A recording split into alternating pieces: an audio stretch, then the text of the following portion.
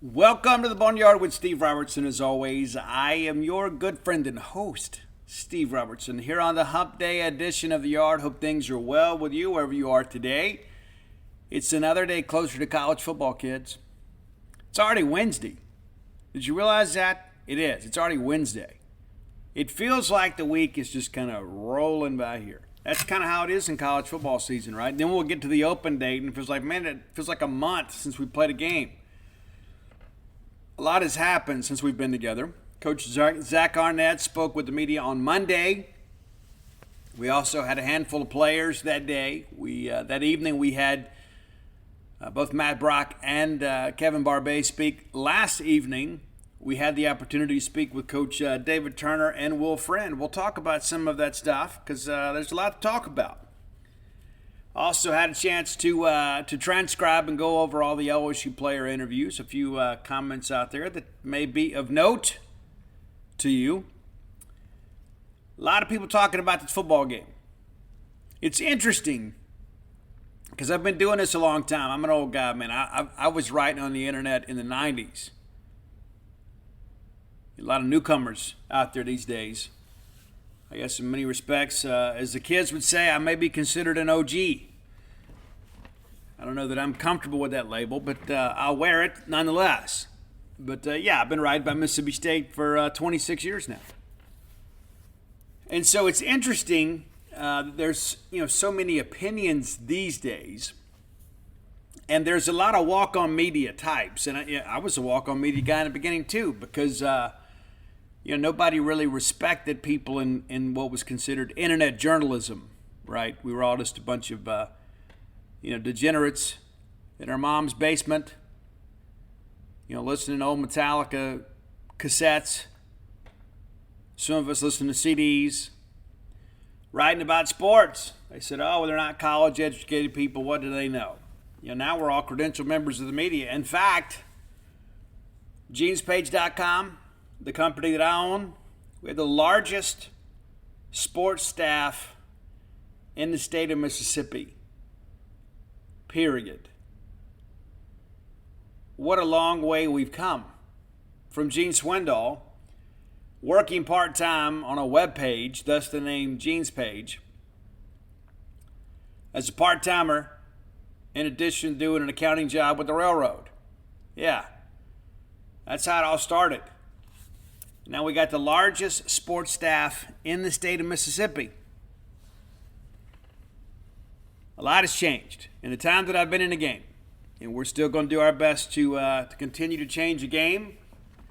Told you guys, we're making some changes, brought some new blood on. Be some other changes to come. We're always, looking for the next thing. I'm not a minimum effort guy. I'm not, and I hope that you're not either. There are a lot of people out there to get to a comfortable standard of living, and they just kind of stop pushing. Like you lose the hunger and the ambition to keep going. That's what makes a guy like Nick Saban so remarkable, right?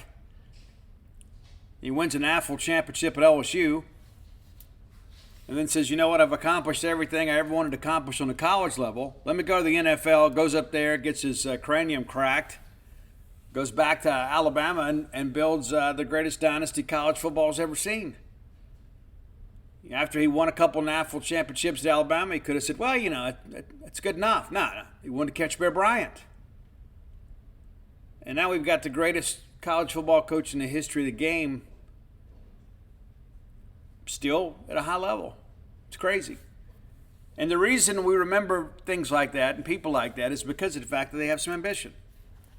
That's what happens, though. I don't want to give you too many platitudes on the show. A lot of people are critical of me from time to time and say, Steve, I don't like it as much when you preach. I'm not trying to preach. If I was, we'd hum Just As I Am and pass around an offering plate and have an altar call at the end of the show. But it's one of those things, though, it's interesting when I look back over, kind of the pathology of what was once considered internet fan journalism, and there's still a lot of the fan-based media. I'm an unabashed Mississippi State fan. I think I can be objective about things. I certainly try to be. There's sometimes I can't. I admit that. But I don't mind calling it for how I see it, good, bad, or indifferent. It's interesting, though, that when things are not going well, you can't be negative enough in the eyes of some people. They're not going to be satisfied until we bulldoze the stadium and close down the campus. The light at the end of the maroon tunnel has been turned off for non-payment, right? They're not going to be happy until you do that. Until we have Dr. Keenum indicted and Zach Selman run out of town, right? I mean, that's, you can never satisfy the mob. And in some cases, the mob always wins. Just got to make sure that we're all moving in the right direction, right?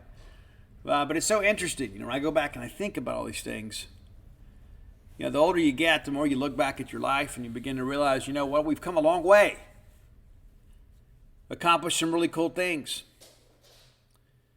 I would venture to say that maybe the course of the last 4 or 5 years, I think every major Mississippi State news story has been broken on our website. There was a time that we would just kind of defer to the Clarion Ledger. Like if there was a negative story, even if we knew about it, we would just say, yeah, we'll let the Ledger break that story. And then my attitude was like, why are we giving that away? Wouldn't our people rather hear bad news from us than the Clarion Ledger, right?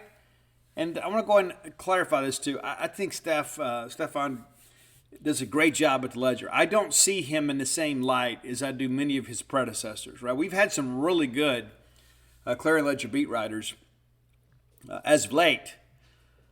Will was a guy that I really respected a lot, but I like Steph a lot. I do. And you never know. One day I may come calling for Steph. I may try to hire him, But the reality of it is that, things have evolved. And it's so interesting. There were so many people in print media that looked so incredibly arrogantly down at all of us. And then they became us. It's like, well, we're going to be in the paper. And I remember, too, I didn't plan to spend a whole lot of time on this history lesson today. There was a time early in my career, we couldn't get credentialed to cover the high school state championship football games. We couldn't. They would not credential us. Now, they would credential, the Bug Tussle Press that may have had a circulation of 500 because they actually had a newspaper. It may have been a once-a-week paper, but they would credential those people. But here we were, a 24/7 media entity that could put up an instant update. We couldn't get credentialed. And then after we fought and scratched and clawed, they would at least let us go to the game for free and take pictures from the stands. And then Todd Kelly, and God bless Todd Kelly, and I'll be honest with you, when Todd was the beat writer at the Ledger for Mississippi State, it wasn't the best of times. It got a little chilly between Jackie Sherrill and Todd Kelly. It did. And there were a lot of people on the Bulldog side of things. We looked at Todd Kelly kind of with a look of disdain because it's like, hey, well, he's out here challenging Jackie Sherrill, and there were times that Jackie wouldn't even acknowledge him in press conferences, and it was bad. But Todd Kelly took over as the media contact for the Mississippi High School Activities Association, and Todd's like, hey, we need these guys down here. Why would we limit our coverage opportunities for the internet guys who can have a story up within an hour and the paper can't do it until tomorrow at the earliest? Why would we not allow, Scout and Rivals and those guys to be on the sidelines and go into press conferences? And so things got a little bit modernized. And that's how we are in Mississippi, right? We have to kind of be, drag pulling and screaming, into the future. And I remember the individual, and many of you may know who this person is. I'm not going to identify them by gender or name because it's not about them. But the thinking behind all that was so incredibly antiquated.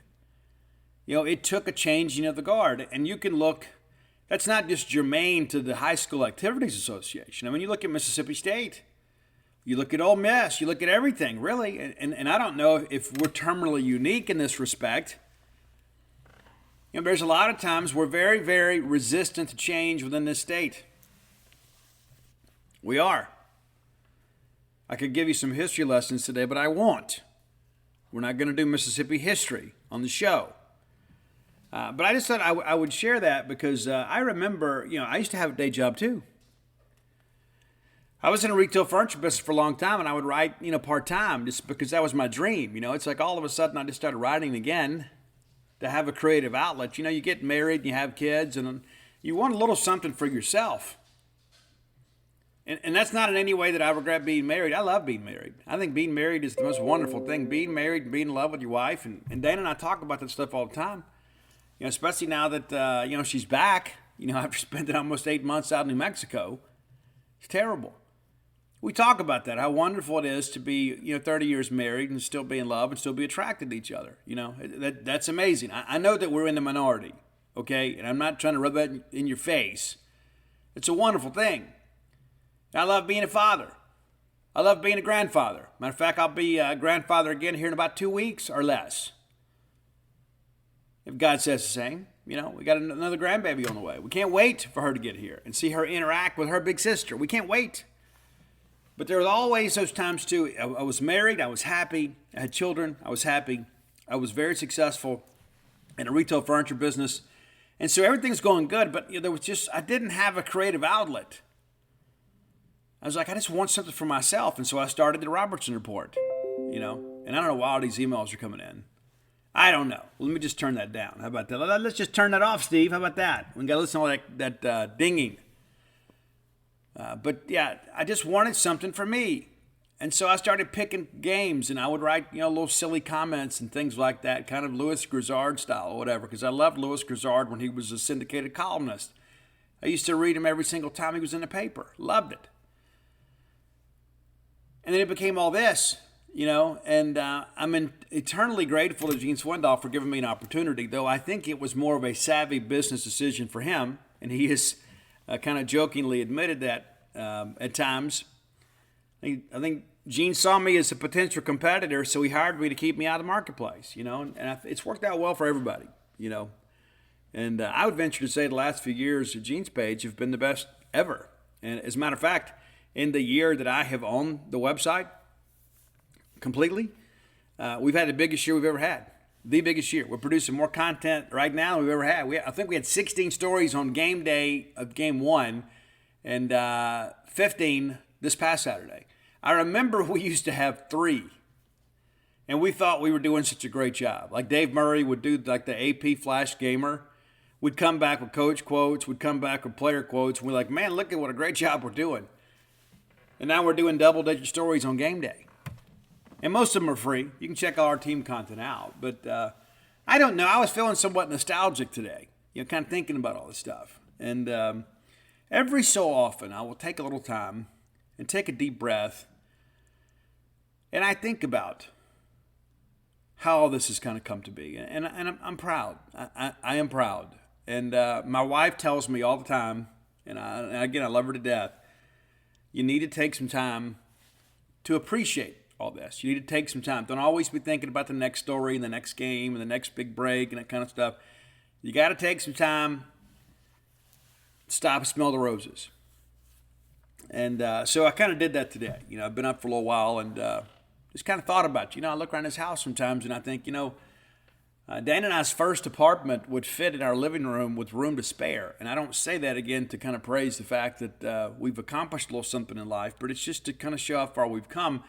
And I have so many people that reach out to me, young and aspiring writers, a ton of college students from around the Southeastern Conference.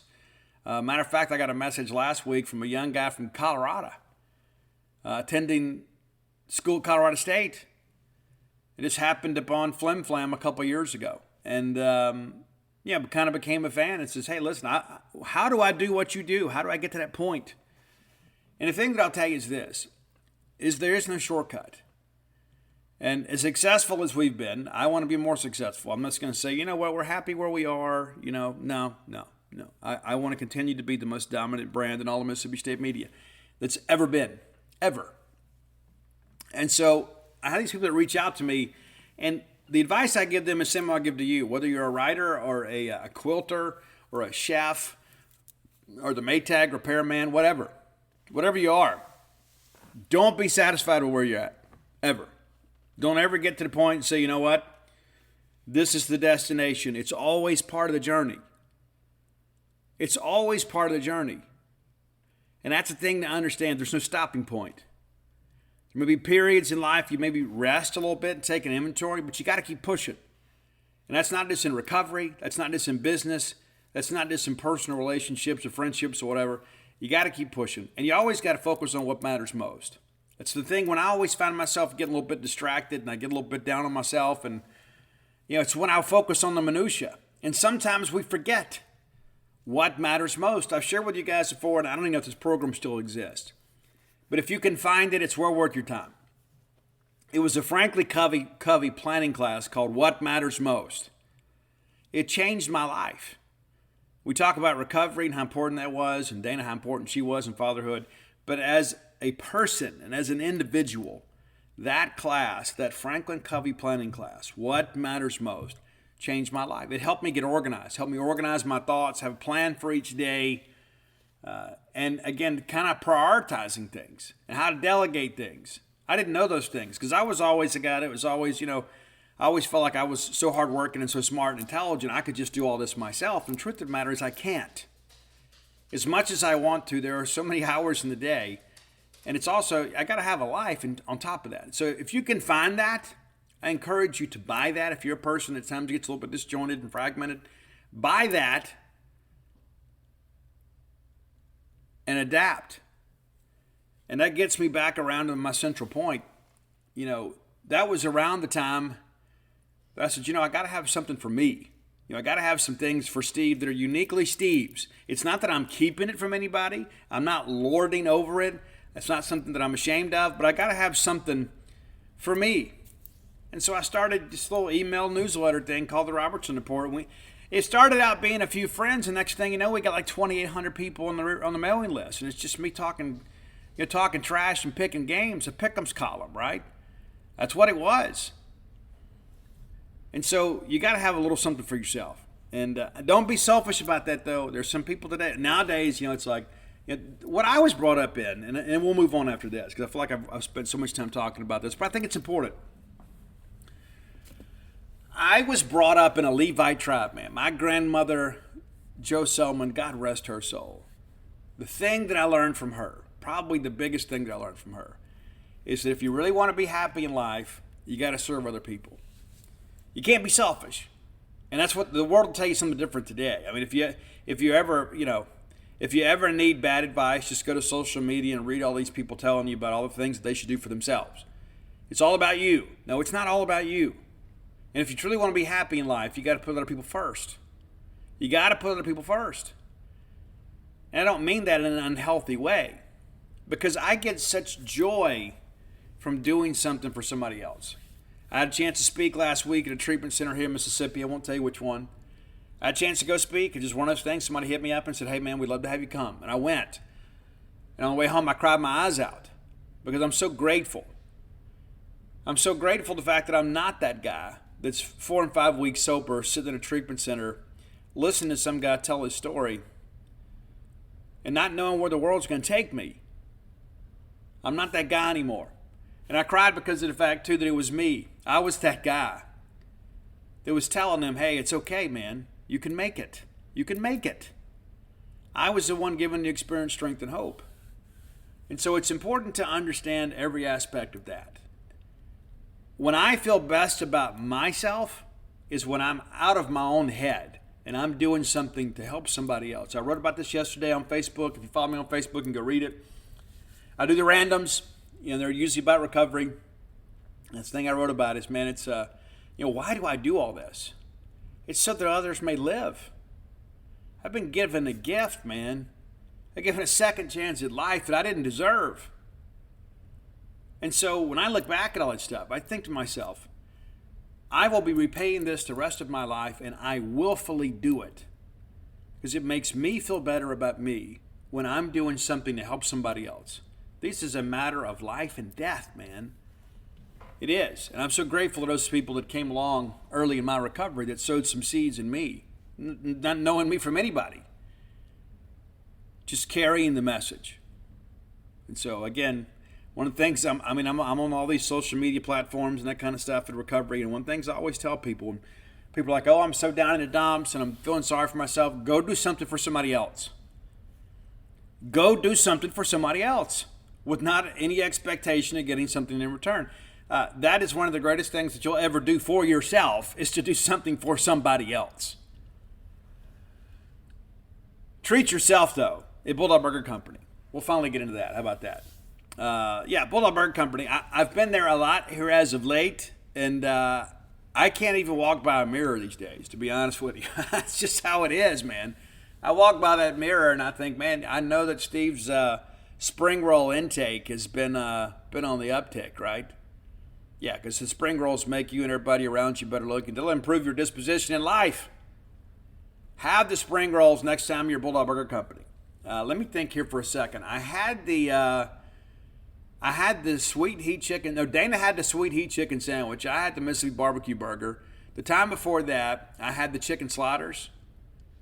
Those bacon chicken ranch sliders. Yeah, oh yeah. I had the sloppy Joe fries the other day. It's outstanding. That's the thing. It's like a lot of times I go, I already know before I get there what I'm going to order. But I always feel like going when I go maybe a couple times in a week. Like I've already satisfied my initial craving. I can kind of experiment a little bit. That's the thing I love about Bulldog Burger Company is no matter what I order on the menu, I'm going to leave her satisfied. Yeah, I can't say that about most places, but I can. Bulldog Burger Company. 3 great locations to serve you. University Drive here in Star Vegas, Gloucester Street there in Tupelo, Lake Harbor Drive in the Ridge and Flowwood area. I had the M&M shake to go the other day. Got the Nutella shake last week and then got the M&M shake earlier this week. And there's always like that special shake. They're always kind of shaking it up, pardon the pun. But you get that shake and you ride that ride home with a smile, man. It's outstanding. Bulldog Burger Company, the place where people go to meet. M-E-A-T. All right, let's back up a little bit to Monday. Zach Arnett came out and said, hey, he really thought in hindsight he made a mistake by telling Kevin Barbay to get a little more conservative after that 19-play drive that kind of gassed out the defense. I think they were on the field for 8 minutes of game time. Now, I'm not quite sure how to take this, so I'm going to just kind of give it to my opinion. My honest opinion is think about what you know about Zach Arnett, right? Zach has always been the guy, hey, put it on me. Put it on me.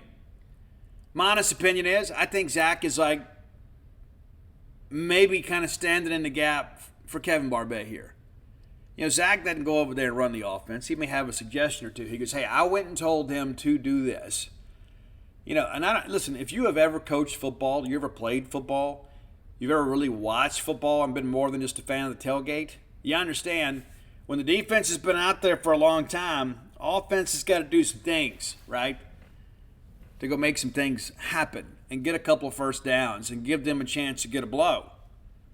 I don't think Arnett needed to go tell Barbay that. I think it's just one of those things that's kind of ingrained in the DNA of people that understand the game of football.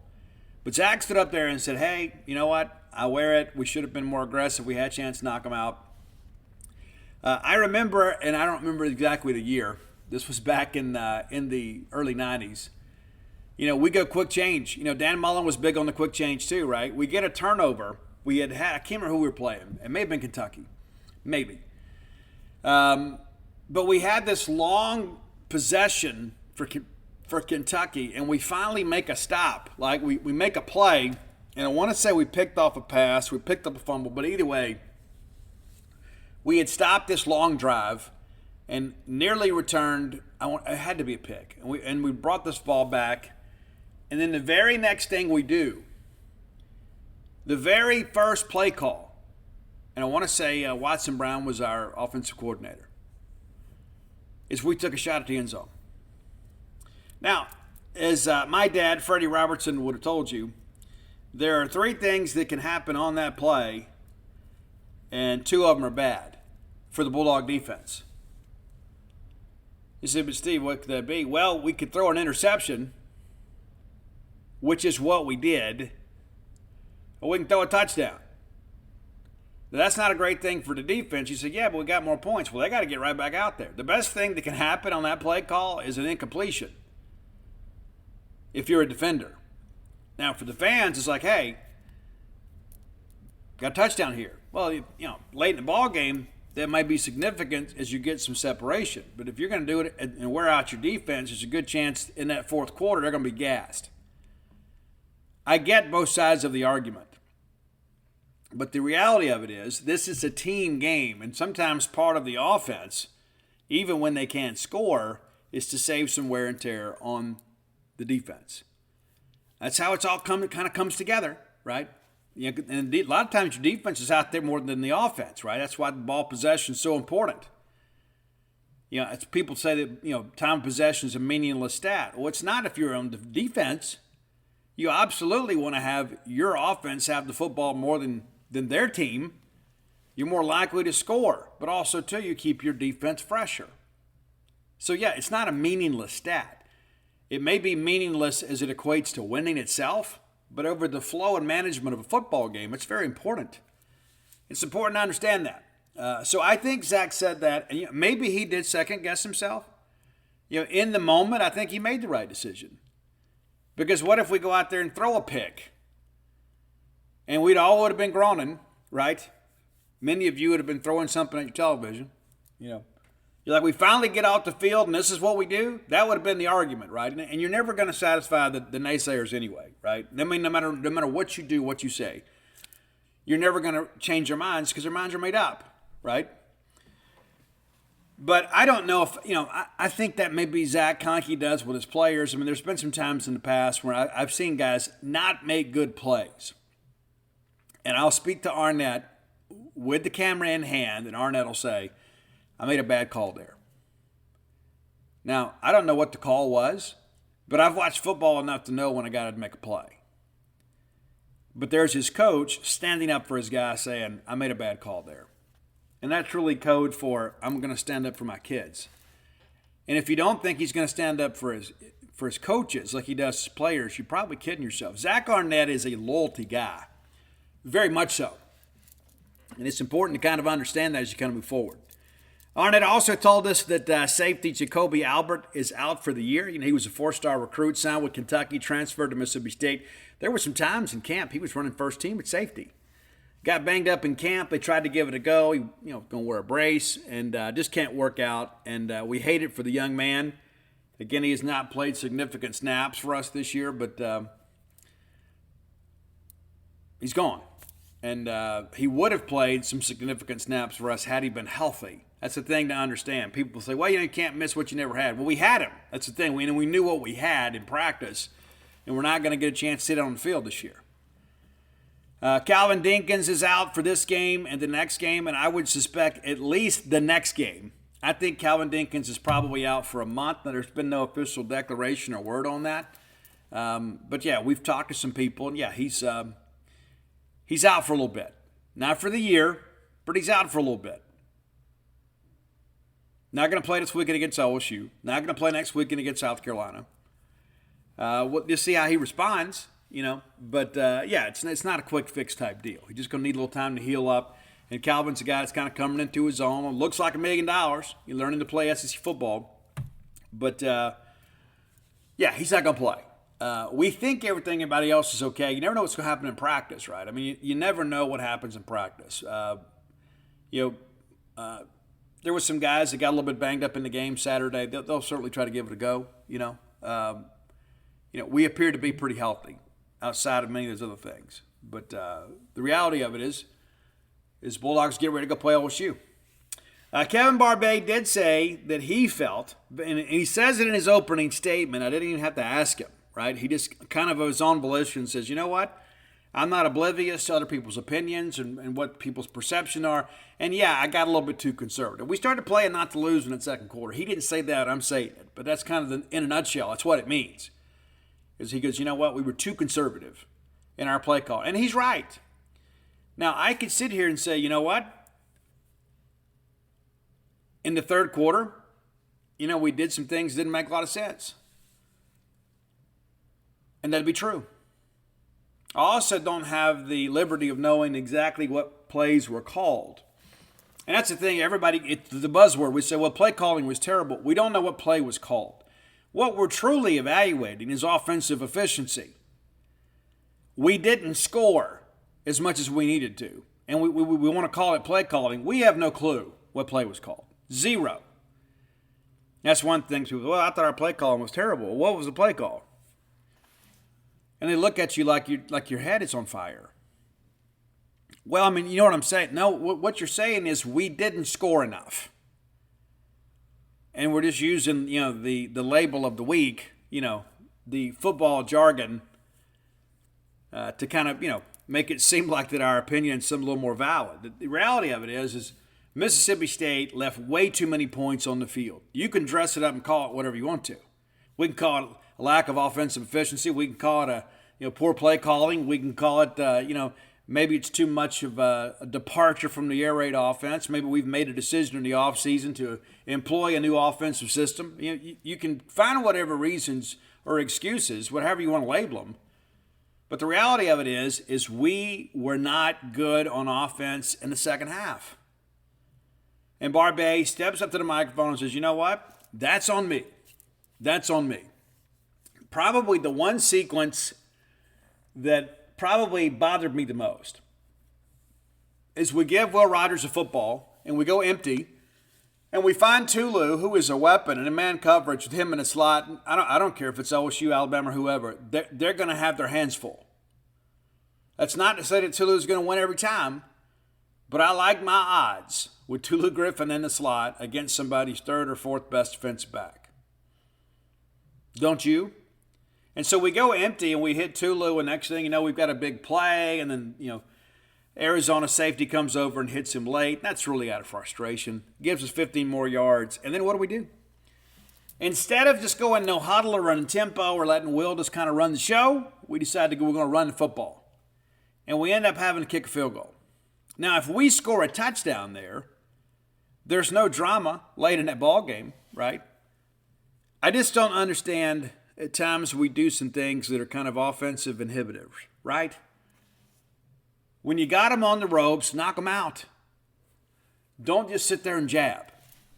When you got them reeling, you drop that big haymaker behind your back and you bring it over the top and you knock somebody down. That's what you do. And so as we get into this week, and just maybe call this insider trading here, if you think that Mississippi State's offense is what you saw against Arizona is indicative of what you'd expect to see against LSU, you're probably going to be surprised. We're not going to run out there and run that same game plan against LSU and against Arizona. We're not. Now, does that mean we're going to go back to the air raid? I'm not going to go that far, but I think you're going to see some things that are a little bit different. And then some people will come out and say, see, I told you they were holding some things back for LSU. I don't really know if that's the case, but I think what really happened, I think what the temptation for a play caller becomes whenever you start getting separation in a ball game, right? And as Barbay says, we're popping off runs 6, 7, 8, 14 yards here, in that first half. And it's like, you know what? Let's just stick with what works. And maybe we don't get as deep into the game plan. And so you start thinking, I don't want to show too much. I don't want to give LSU. If we can win this game just tossing left and right, why would I ever show them anything, these new wrinkles we put in? I wouldn't do that. And so that's the temptation as a play call. We get separation, and you think to yourself, even though we're not up 3 scores at the half, you think to yourself, we should be.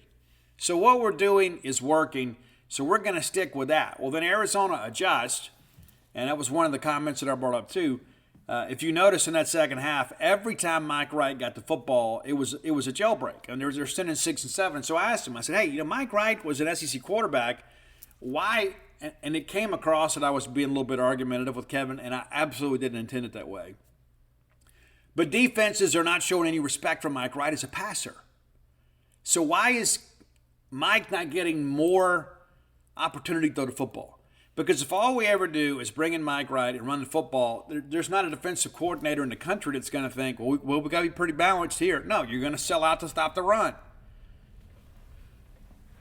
I think there's a good chance Mike Wright throws football this week. Pretty good chance of that. And I also think that LSU's not dumb enough to think that, hey, just because Arizona did this and had some success when we can't too.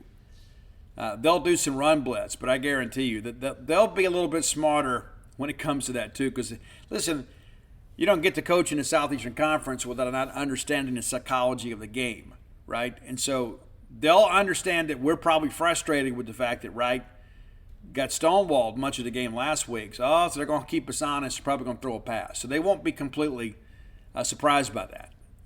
It's not like it's the Ole Miss defense. But my point being is that those comments are very important.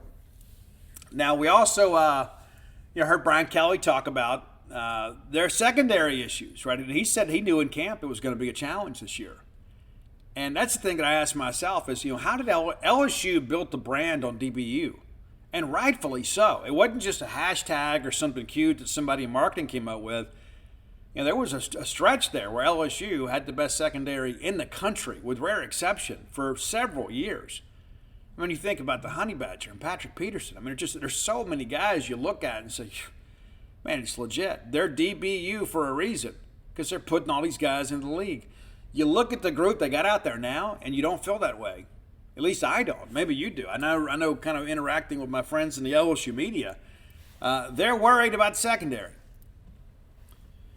And in order for us to make them really worry, we're going to have to do more than run football, right? I think we all see it. And that's the thing, as an offensive play caller, you got to think, okay, what matchups can I exploit? Where is this defense showing some, maybe some wear? They've had a couple guys a little bit banged up, but they also have had some guys that are young, very talented but inexperienced. And so can you use that inexperience against them? I think that's for Barbay. I think that's the challenge for Barbay.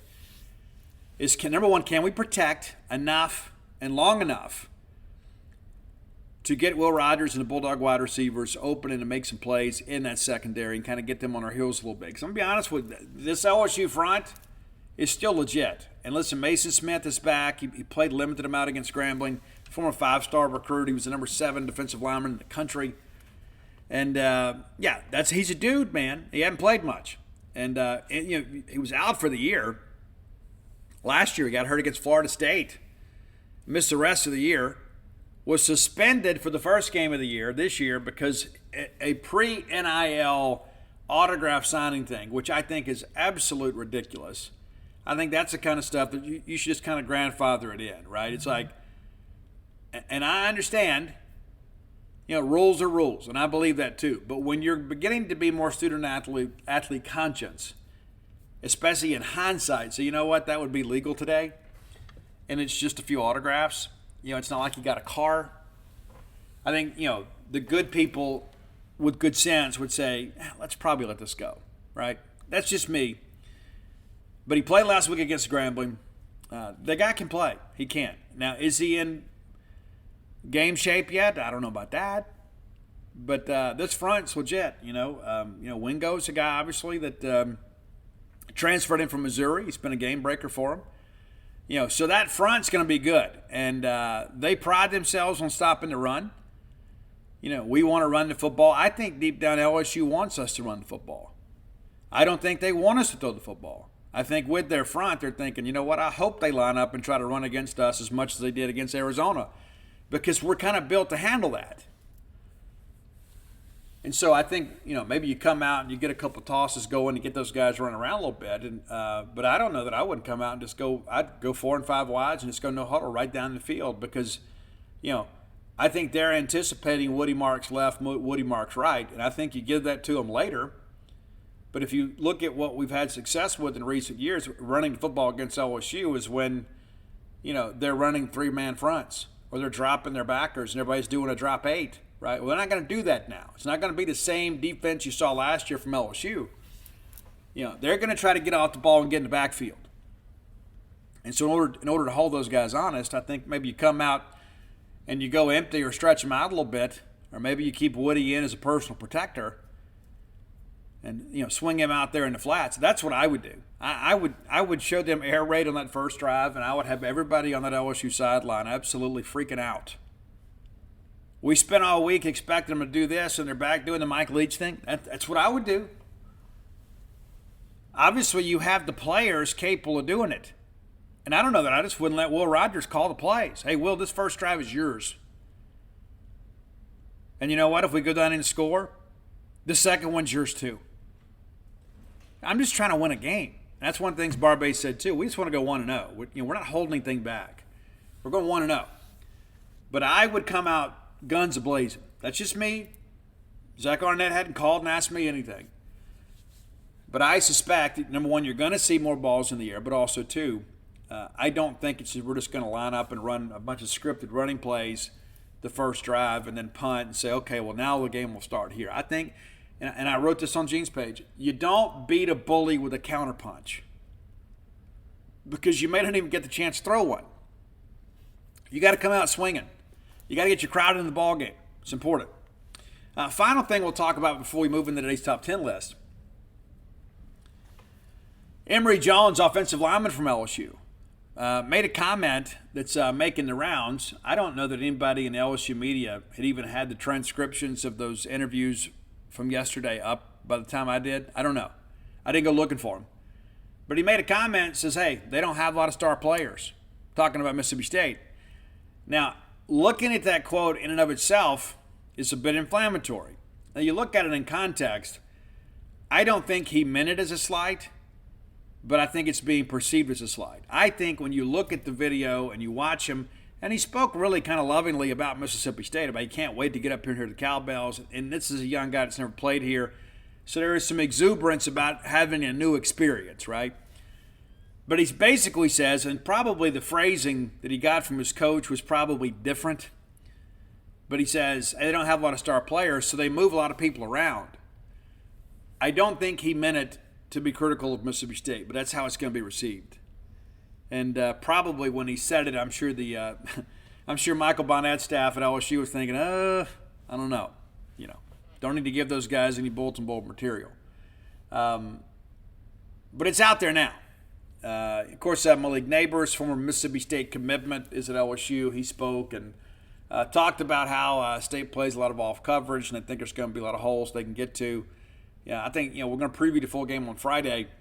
This is a very, very tough matchup for Mississippi State, and I worry more about Mississippi State's offense against the LSU defense. I think defensively we can match up with those guys, despite what maybe Emory Jones and Malik Neighbors think. I think State can do a good job, and people forget, other than Jaden Daniels playing some backyard football, LSU managed just one score in 3 quarters last year. So I think Arnett has a pretty good idea of what they want to do, but Daniels, of course, was a bit of an X factor last year. So what did we learn?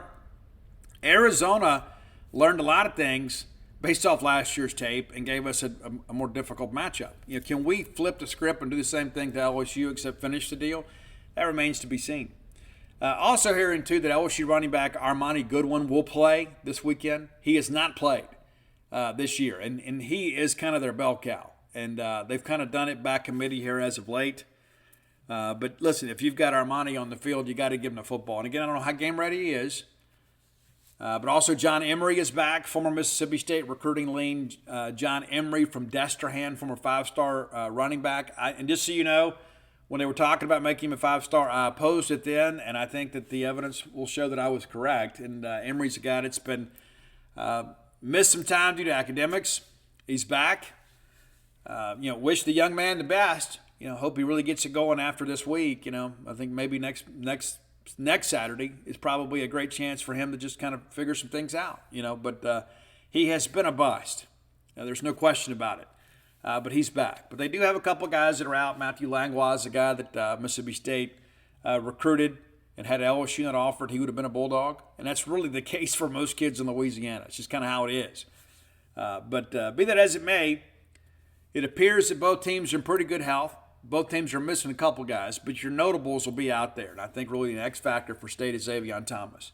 Is Xavion Thomas closer to 100%? Didn't play a lot last week. Had the one big punt return. So hopefully this week he is much closer to his natural self. We need him on that field because I think games like this, if you're Mississippi State and you're facing talent differential, you've got to make plays in special teams. And I don't just mean make the standard play. You got to make some explosive plays in special teams. And Xavion brings that element for sure. You might be able to kick all the kickoffs through the end zone. Not going to kick all the punts through the end zone. And hopefully we can make them punt enough from there on end and you can get some good field position. But I do expect a very competitive game. And again, we'll break that down in its entirety on Friday. All right, time for today's top 10 list. As always, brought to you by closewithblair.com. That's C-L-O-S-E with Blair, B-L-A-I-R.com. Blair is a mortgage professional. This is a guy that knows how to get things done. Listen, I'm going to tell you this. I believe in shopping local. I believe in eating local. But I tell you this. When it's something as important as your mortgage, maybe going local is not the way to go. Okay? All due respect. You need to go with somebody that has the expertise to get you from your dream to the closing table. And that's Blair Chandler. You can give him a call or text today at 601-500-2344. Again, 601-500-2344. Guy's 22 years of experience in the industry. It's true. I mean, why would you go get John Q. Bulldog to be your closer when you could have Jonathan Holder, right? You go get somebody with the expertise and the experience to get things done. I wouldn't just saddle you up with just anybody, right? Blair's a friend of mine. I can call and text Blair whenever I want to. He'll take my call. He'll take yours too. That number I gave you goes directly to directly to Blair. Better not go to Bo. Goes to Blair. But here's the deal. You need to make sure when you're dealing with something as important as your mortgage, you deal with a mortgage professional. 22 years of experience, back to back to back. Top closing ratio in the country, top 1%. That's right. He knows all the tricks. And more importantly, he doesn't have to cut corners because he just simply knows how to be your advocate with underwriting. That's Blair Chandler at closewithblair.com. All right, I'm excited about this one. I am. The new order list did okay. It actually was comparable to Nirvana, which kind of makes my point. So that's all I'm going to say about that. That's all I'm going to say. But this one is one that's kind of been on my mind a little bit, and I hit Roy up. I said, what if we did this? And one thing I love about Roy, other than the fact he's a Bulldog, he's a good dude, he's the kind of guy you can trust around your family, right? I mean, right? It's good to have male friends in your life and say, you know what, hey, if my wife ever needed to ride somewhere, I can trust this guy to bring her. I don't have to worry about him getting fresh. I think Roy also knows, too, that I would have Roy, right? But all that said, I wanted to do David Lee Roth covers because I was jamming some Van Halen recently. And if you haven't done that in a while, you owe it to yourself. And listen. I love the Sammy stuff, but sometimes I got to go back to the straight dope, man. I got to go back to Women and Children First. I got to go back to Fair Warning. You know, I got to get that stuff in, man. We've all been there before. You know, you got big weekend plans. For some reason, it just didn't work out. Maybe life gets in the way. Maybe you want to head down to the casino. Maybe take some of their money. I like to do that. Well, MyBookie's new and improved online casino is here to change the game for you. Dive into truly realistic casino experiences featuring the latest in slots, progressive jackpots, and live dealer action, all from the comfort of your own home. Take advantage of weekly blackjack tournaments and a brand new collection of high-end games for a chance at real cash rewards. The MyBookie Casino provides a Las Vegas experience when the action's in your hands. And the best part is you don't even have to wear pants. How cool is that? Your adventure at the MyBookie Casino begins today with a generous sign-up bonus using promo code Boneyard. That's promo code Boneyard to secure yourself a sweet deposit bonus. And that's not all. Because their revamped loyalty program ensures that you'll be showered with rewards, including free spins, cashback offers, and a host of exclusive VIP perks, the more you play, the more you'll win. Play anytime, anywhere with the MyBookie Casino. Again, that's promo code Boneyard. Hey, Bulldog fans, do you enjoy live entertainment like I do? I'm always going to rock shows or going to ball games.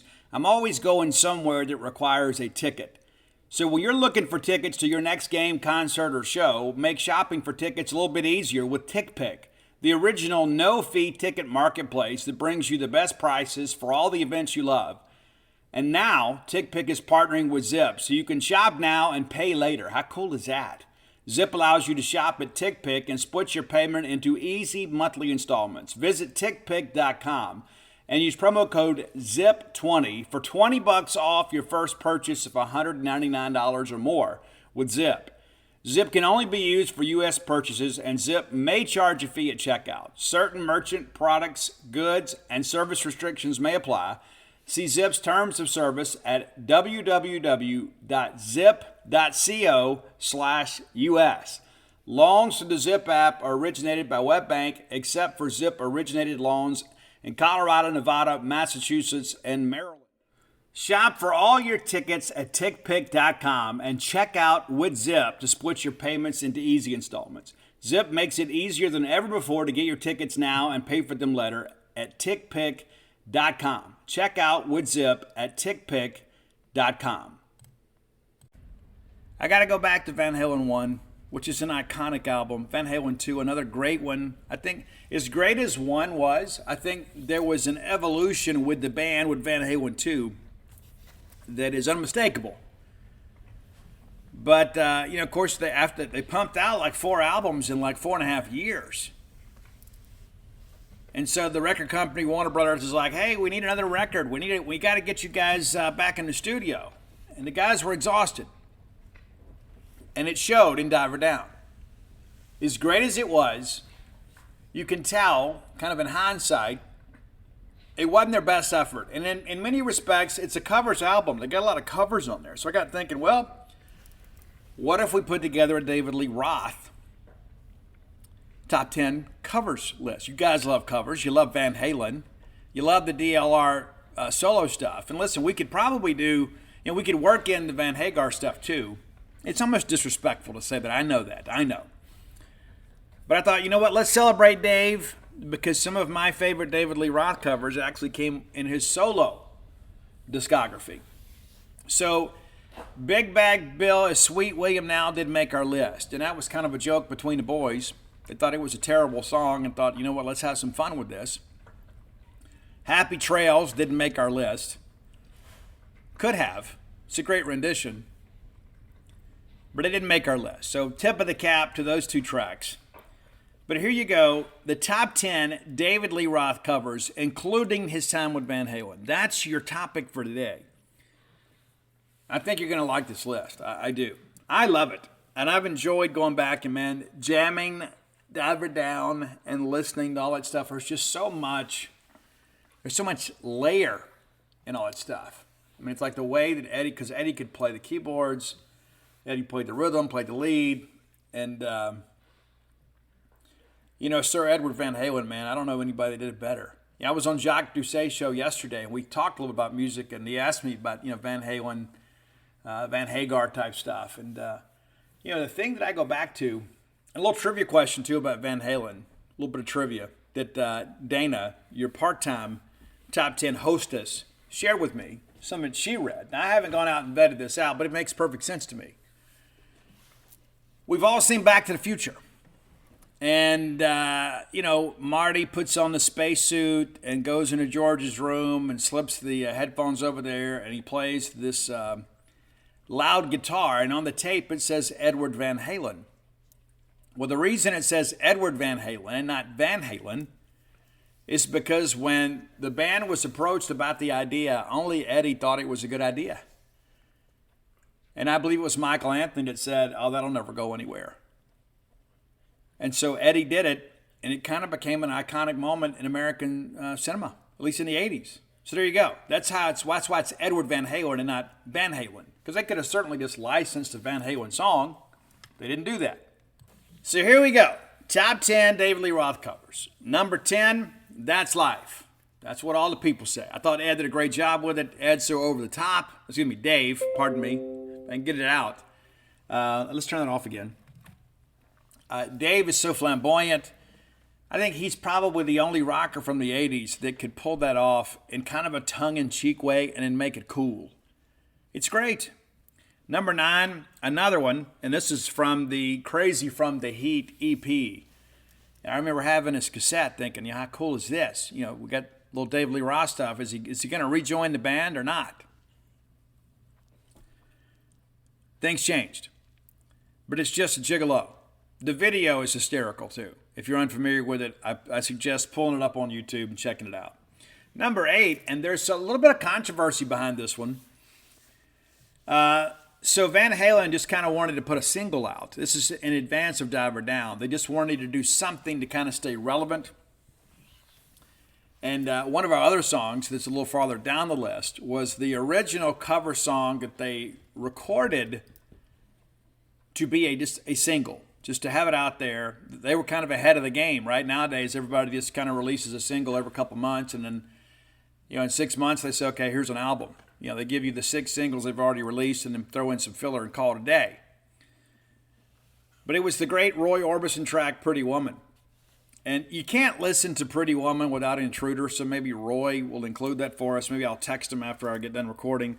Include Intruder with Pretty Woman, because I like the intro. And I read some notes on that. They wrote that in like an hour.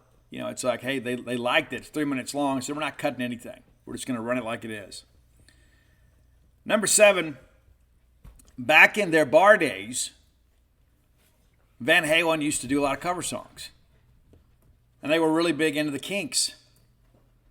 And so a Kinks song makes Diver Down. Where have all the good times gone? It's great.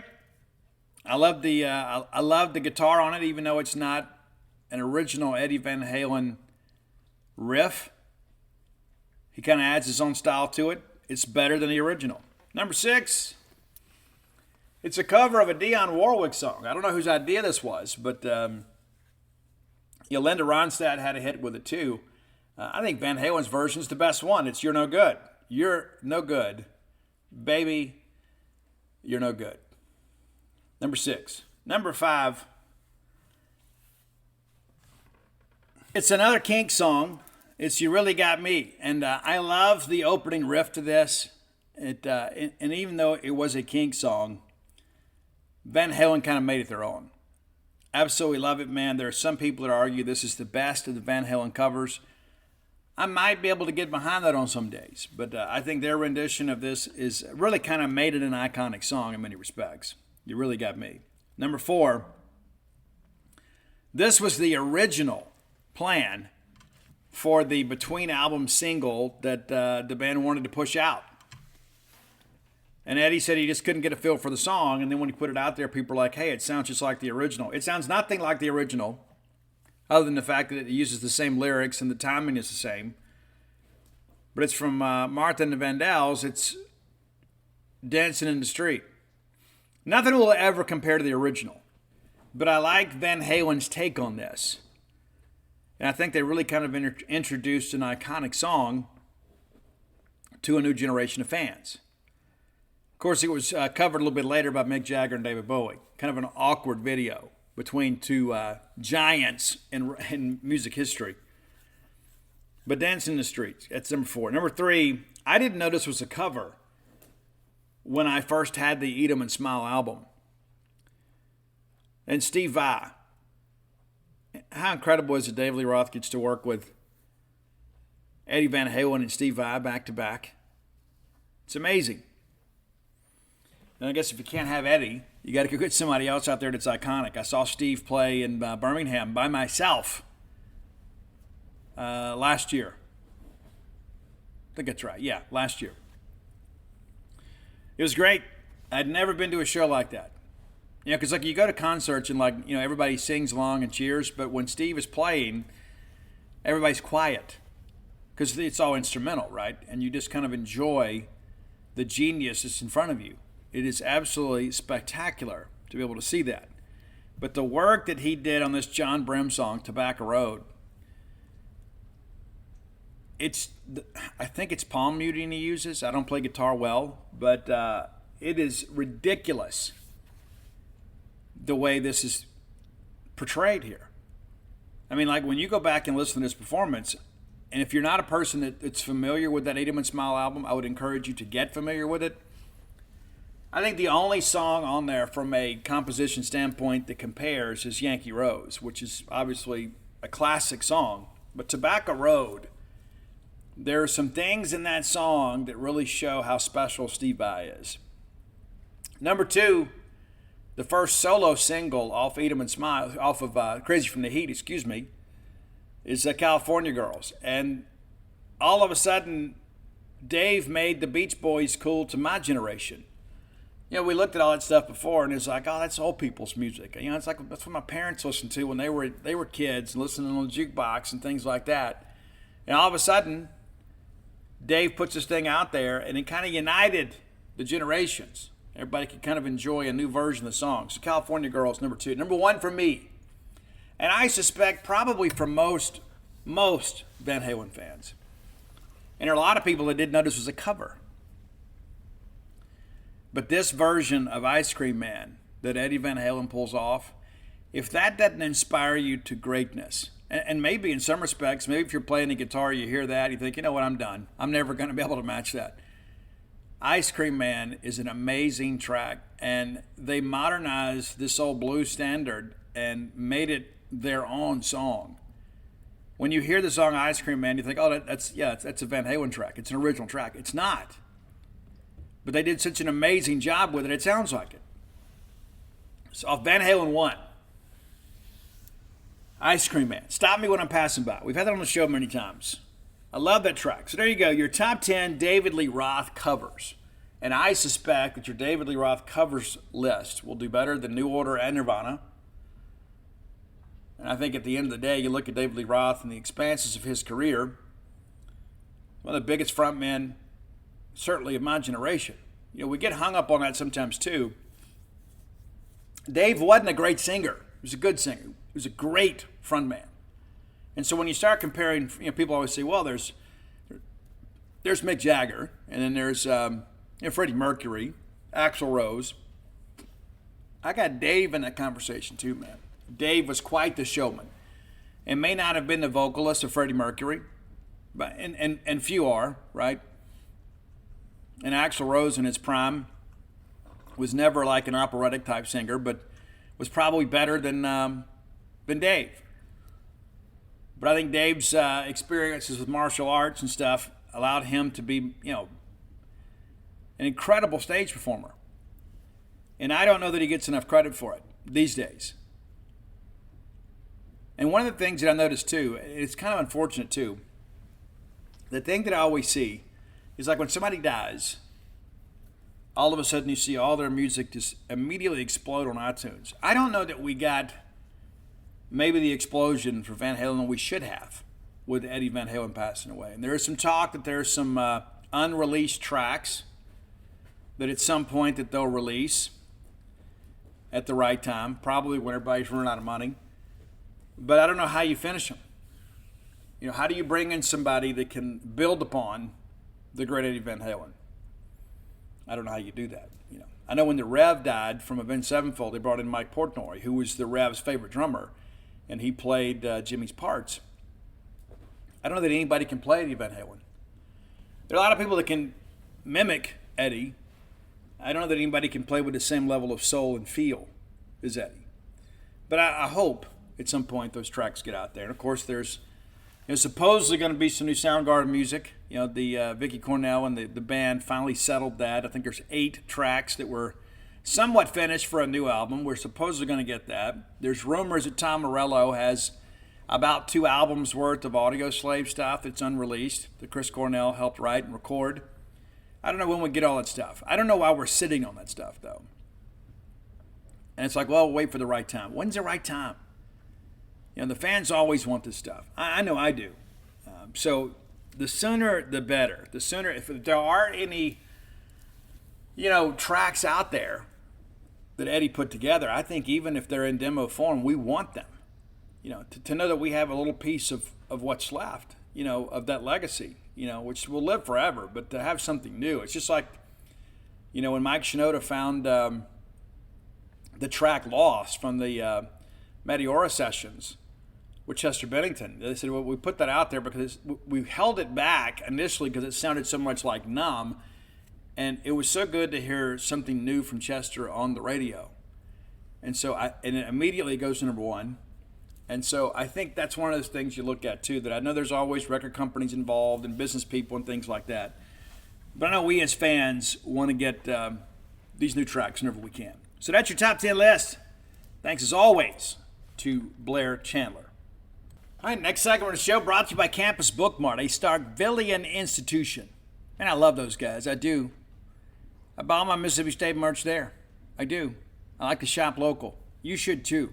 You should support a Starkville business whenever you can. If you can't make it to town to see their smiling faces, visit them on the World Wide Web at campusbookmart.net. And by being a loyal Boneyard listener, we'll give you a phrase that pays. It's BSR, which stands for Beautiful Steve Robertson. That'll get you free shipping on all orders over $75, and you order less than $75, absolutely incomplete. You've let the season get here. We're not ready to start thinking about Christmas, though, because we need some gear. It's going to be cooling off a little bit. We're starting to get some cooler nights. Maybe it's time to start thinking about a sweatshirt, possibly a hoodie. If you got teenagers in your life, they're always thinking about hoodies. Nobody's going to have a better selection of Mississippi State merchandise in the known world than Campus Bookmart. Be sure and check them out again at campusbookmart.net. All right, let's take a quick look here at our SEC stats. Small sample size to start. But the leading passer in the Southeastern Conference is A.J. Swan. Well, it kind of stands to reason. They played one extra game. But the number 2 guy is a guy we're going to see next week, Spencer Rattler, 698 yards of passing. The guy that we're going to see this week is the 3rd leading passer in the conference with 615 yards. They've only played the 2 games. Of course, had a really big one against Grambling, as you'd expect. Just behind him, Jackson Dart at 601. So those are your passing leaders. So A.J. Swan leads because he's played the extra game. That's not to say that he hadn't played well. He has. Absolutely has. Leading rusher, in the Southeastern Conference is your Woody Marks. 250 yards. Now, Tennessee's running the football really well. They got 2 running backs in the top 5, starting with Jalen Wright, who was 2nd in the league at 233. Cody Schrader, who was ahead of Woody heading into last week's actions from Missouri, is 222. Ray Davis from Kentucky, 164 from a Vanderbilt running back. And then Jabari Small, also from Tennessee. So you have Tennessee, again, 2 of the top 5. But Woody hanging right in there with him. And now Woody, of course, tied for the school record when it comes to receptions in Mississippi State. Receiving yards, we're going to be down the list on this one in case you didn't know. Xavier Leggett from South Carolina leads the league with 296 receiving yards. Evan Stewart from A&M, 257. Brian Thomas, we'll see him this weekend from LSU, 220. That LSU wide receiver core is really good. Of course, we'll get into more of that on Friday's show. But, our secondary is going to be tested. And Jaden Daniels and Jaden DeLaura are different players. They have the same first name and both are very mobile. I would submit to you that Daniels is much better with the deep throw. He doesn't just have to kind of heave up. He can hurt you with the deep ball, especially down the hashes. Will Shepard from Vanderbilt, 217 yards, and then Ricky Pearsall from Florida, 215. Sacks. It's interesting. Just the 2 games, right? Again, a small sample size, but Tennessee with 2 in the top 3. Really actually tied for first place. Tyler Barron and James Pierce from Tennessee with 3 apiece. And then C.J. Taylor from Vanderbilt. And again, the extra game there, so you got to factor that in. And then there's your Jet Johnson with 2 sacks. If memory serves me correct, Jet had 1 last year. He was credited with State's only sack against Arizona. And you say, Steve, I don't remember one. Yeah. Jet ran him out of bounds 2 yards short of the marker. That counts as a sack. But we never got him on the ground until the final play of the game. He slid the rest of the time. DeLaura did a good job of evading us and protecting himself. Niles Gaddy and a host of others also with 2 sacks. Interceptions. Tied for the lead in the SEC is Jet Johnson. Of course, he had 2 against Arizona. Just behind him is DeRicky Wright from Vanderbilt, who had 2 against Hawaii. He's kind of just been riding there ever since. Cornerback Jalen Simpson from Auburn, also with 2. Nate Clifton from Vanderbilt has a pick. And then there's Bookie Watson. So not a lot of thievery so far in the Southeastern Conference through a couple of weeks. The tackles list is a little bit interesting just because of the fact, again, Vandy's had 3 games. So once they get a bye week or an open date, this will kind of work its way out. But C.J. Taylor leads the SEC in tackles with 25. Also from Vanderbilt, Langston Patterson with 22. Jaheim Thomas from Arkansas with 20. Off to a really good start in Fayetteville. Trevin Wallace, a linebacker from Kentucky. And you kind of expect that, right, at Kentucky. They have just, under Stoops, they always seem to have one or two linebackers, no matter who they are, that are very productive in that scheme. Shamar James from Florida, right, tied there with him. Kind of getting a little bit deeper here. Let's look at scoring a little bit here. The leading scorer in the Southeastern Conference, and again, 3 games in, it's Will Shepard, wide receiver from Vanderbilt. We had that same distinction last year because they go and play the Hawaii, and those games get out there early. A newcomer to the Southeastern Conference at Ole Miss from Louisiana Tech, wide receiver Trey Harris. He has 5 receiving touchdowns already. And that's just in 2 games. So, if you do it, by appearance or by snap, Trey Harris, at this point, the most prolific scorer in the Southeastern Conference. Noah Thomas, wide receiver from A&M, is at 24, tied with Dylan Sampson, a running back from Tennessee. Ole Miss kicker Caden Davis, 21 total points, tied with Peyton Woodring from Georgia among kickers. And then there's a host of other kickers. And tied for 5th in the Southeastern Conference in scoring is Kyle Ferry, freshman Kyle Ferry, former SEC Freshman of the Week, Kyle Ferry. So great start for him. Woody Marks is tied for 6th with Tennessee quarterback Joe Milton with 18 points on the year. Rather interesting, right? You look at rushing touchdowns. You want to take a stab at that? Yeah, it's Woody Marks tied with 3 others. Joe Milton from Tennessee, Quinshon Judkins from Ole Miss, and Robbie Ashford from Auburn. Dylan Sampson, too, from Tennessee. Yeah, so, it's a host of people right there scoring touchdowns on the ground. And it's not atypical that Woody would score, and certainly not from the ground, because when we got in close, we like to give him the football. Dylan Johnson carried some last year as well. But you got some Bulldogs, you look at these offensive numbers, and you think, maybe things aren't quite as bad as we thought. But the reality of it is we just kind of slowed ourselves down.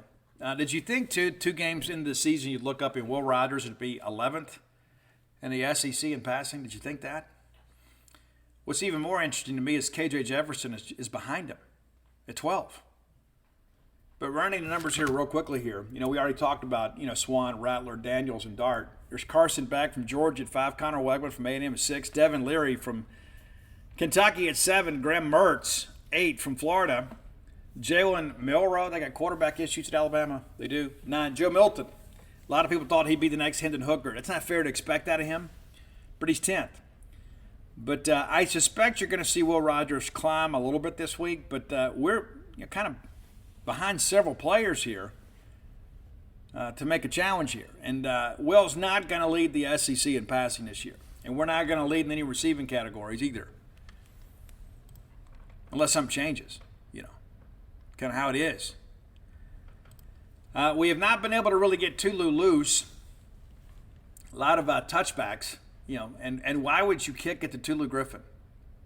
Well, you wouldn't if you had a choice, right? And so that's a part of this deal too. You start thinking we get a little bit deeper, the air gets a little bit thicker, gets a little bit colder, and there's going to be more kicks to return. Looking at the Southeastern Conference right now, there's only been 2 kickoffs returned for touchdowns this year. And that was Barry and Brown from Kentucky and Jaden McGowan from Vandy. But we're pretty far down the list there. Looking at tackles real quick here before we get on, we're going to talk some baseball here before we get out the door. But, of course, the Vanderbilt guys are up there we discussed before. But, you got Bookie Watson right there at 5th, tied with a few other guys. Jet Johnson is 6th. Former Mississippi State lane Edrin Cooper at A&M now at 8. And you got to get a little bit deeper before you find the Bulldog, all the way down to 12th. And DeMonte Russell and Sean Preston are tied with a host of others for 12th. And so a lot of that, too, is, you got to make tackles, you got to get off the field.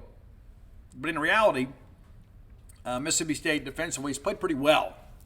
I think we would probably agree with that. There have been some times you look at and say, well, would like to see a little bit more, and maybe that's asking a bit much. I think what you need more than anything else is you need a little continuity on offense.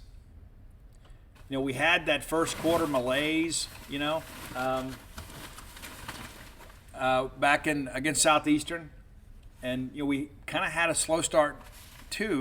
With Steve, we should have scored in our first 3 drives, maybe in that second quarter because of the fact that we allowed the Arizona to dominate time of possession.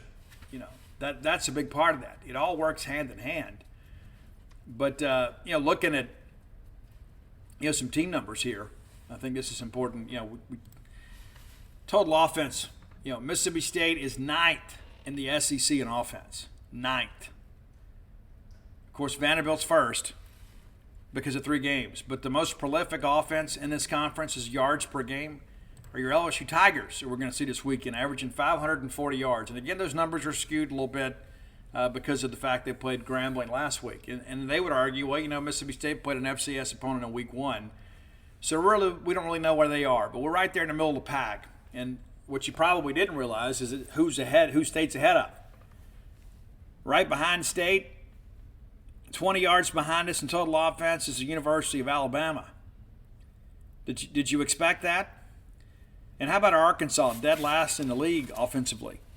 Did you expect that? I didn't. I think they're a 6-6, 7-5 team, but without Rocket, they're a much more pedestrian team. Auburn, 13th in the league. That's one thing we talked about. Hugh Freeze needs some players. But LSU, the most prolific offense, and again, it's a small sample size, right? But if nothing else, we got enough here to kind of keep us occupied. Not that LSU's not enough, but kind of understanding how things work. But that's where we are. So we'll revisit this every couple of weeks and just kind of see how things are going and where the Bulldogs look and that sort of stuff. But, we got our work cut out for us this weekend at LSU, or at home against LSU. But can State win the football game? You better believe we can. We're going to have to play well. We're going to have to play better than we did last year. We left a lot of points on the field last year. And I look forward to kind of breaking the Tigers down and talking with you guys in depth on Friday about what to expect when LSU is on the field. But I'm going to write a piece later today kind of about 11 a.m. games. What does it mean? How do the players feel about it? How do the coaches feel about it? We've got a lot of quotes, things we'll talk about. And as most guys will tell you, they don't ever ask me anything about the schedule. We just got to go play when they tell us. But I've talked to some former players that have some varying opinions about that, about does it favor the home team or the road team? Well, it certainly favors the home team, but nobody appears to really like the 11 a.m. games. You remember Sylvester Croom used to love them. Let's just go get it done, right? Didn't always work out as well as we'd like it to, but we did win some big games at times at 11 a.m. Okay, before we jump into a little fall baseball recap, I want to let you guys know, too, if you've ever considered investing in Starkville, you've got a golden opportunity. We want to welcome a new sponsor to the show, going to be with us for a short time, but I had a chance Saturday morning before the ball game to go out and view an amazing property right off the Mississippi State campus. And so if you have like today, I think I want to get into maybe some multi-family residential development. It's a great opportunity. If you're looking to maybe build a home here, there's a great opportunity. Our friends at the International Auction, in conjunction with some Mississippi State donors and developers, they're going to have an auction. Yeah, they're going to have an auction, and you can be a part of that. Guys, it's amazing. 156 acres of developmental property. They're going to sell it in 3 tracks. Going to have an auction on Thursday, October the 12th. Thursday, October the 12th. And while you're thinking about that, this weekend, if you come out there, they're actually going to have an open house from 10 a.m. to 2 p.m. this Sunday. Yeah, so you're going to come up here for the ball game, spend the weekend, go check out the property, and begin to think about that because the auction is going to be here before you know it. We're talking under a month's time. So be thinking about that. There is a bidder deposit, $25,000 for the entirety of the property, or $10,000 per track. That's payable by personal check, business check, cashier's check, and the checks are always returned to unsuccessful bidders. But you can get more information, obviously, by going out there and checking it out at the open house this weekend. It's right. You know where the Sprint Mart is on 182?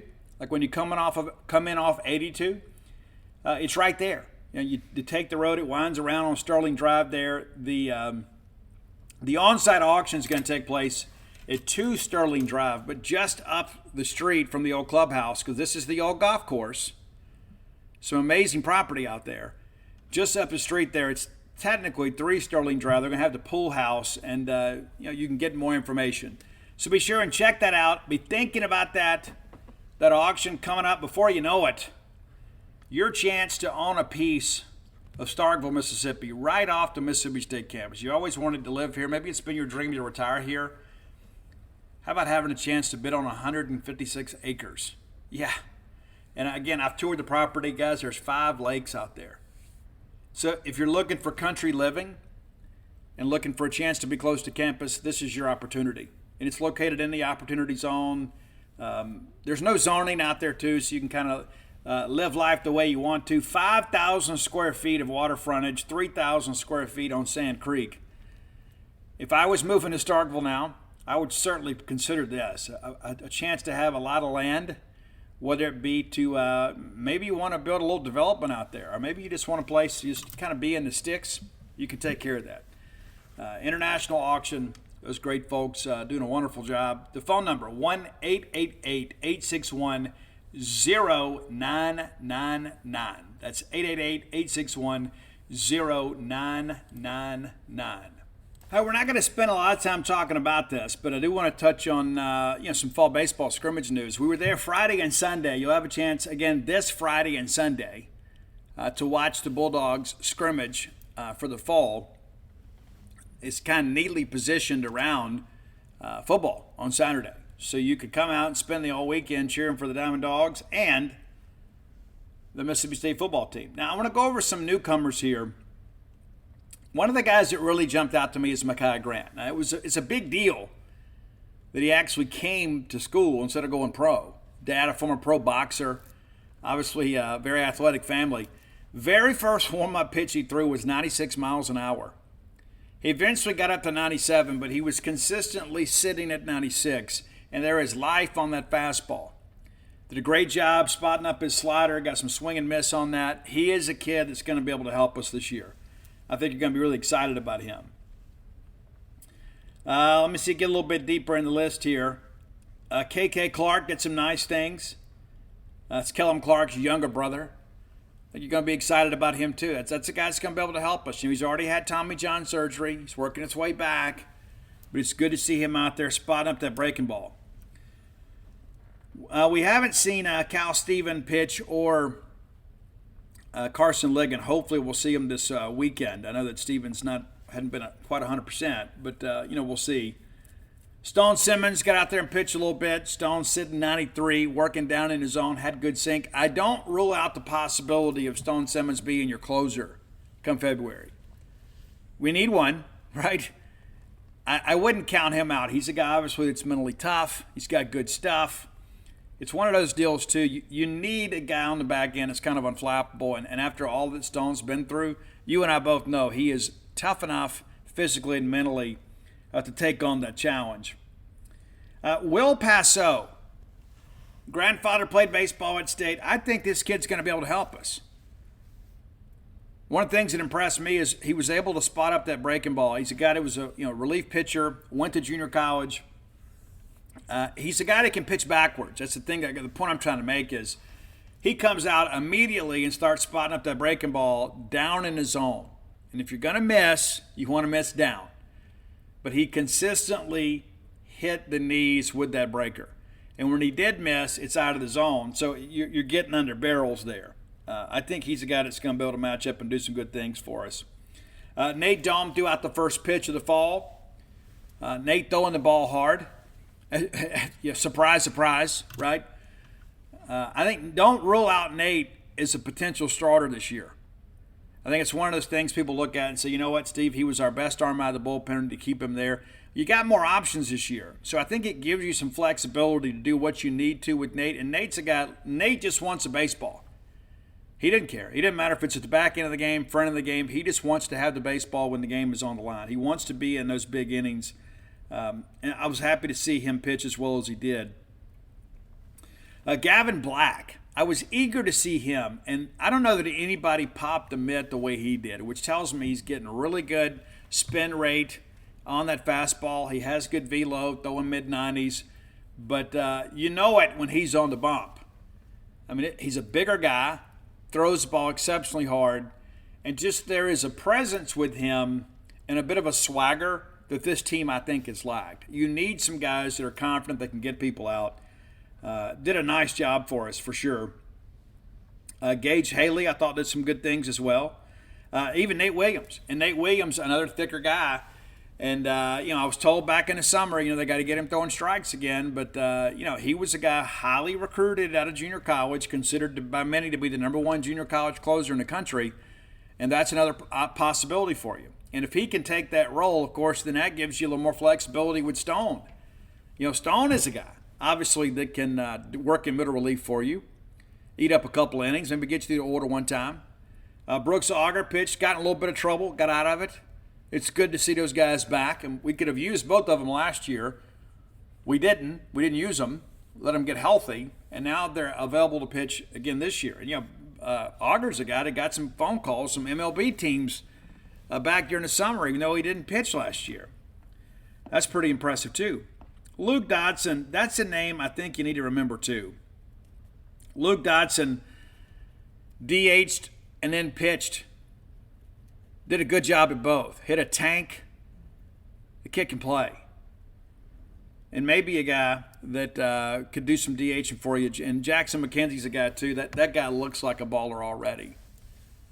Big physical kid, nice whippy swing, very athletic.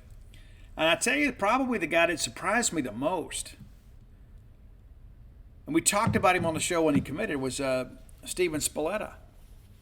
Former Tulane signee, and things didn't go the way they expected him to go, and so he gets out of his letter of intent, and now he's here, and he hit a home run at right center. Looked pretty good behind the plate. He's athletic, got good footwork. And when you begin to think about this catcher room, right, I mean, you know what you have in Ross Highfield. But now you've got Johnny Long, a senior.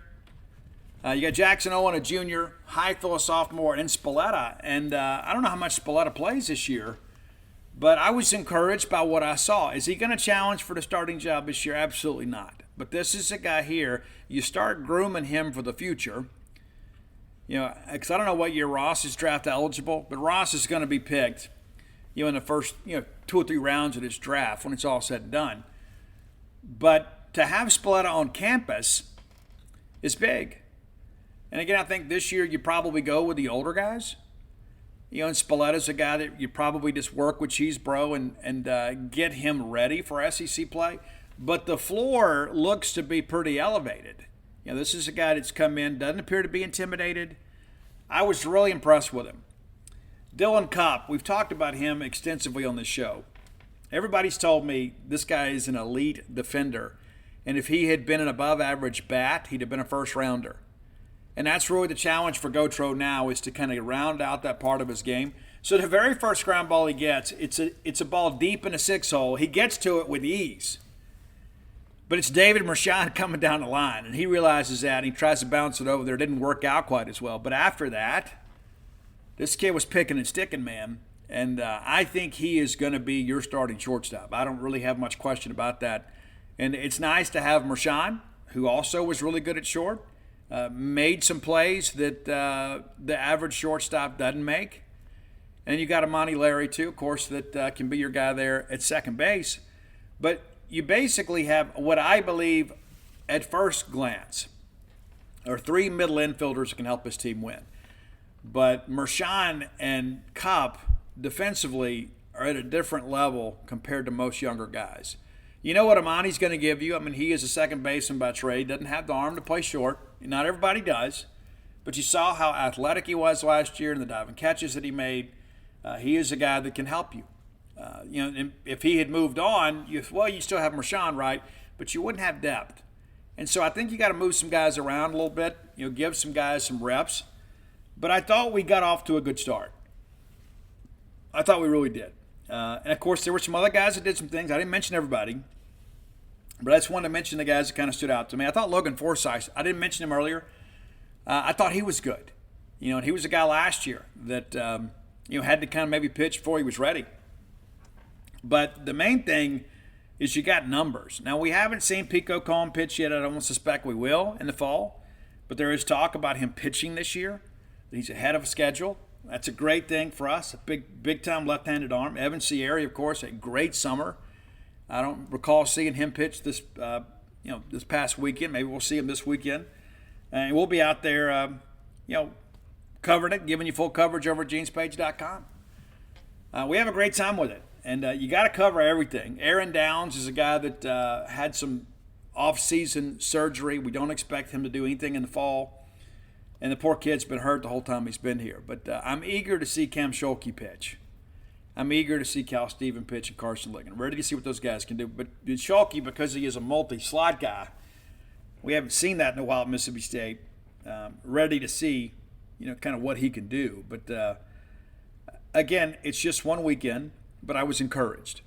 I was encouraged by what I saw. Dakota Jordan, of course, doing Dakota things. And yes, he's taking all his reps out there in right field, for sure.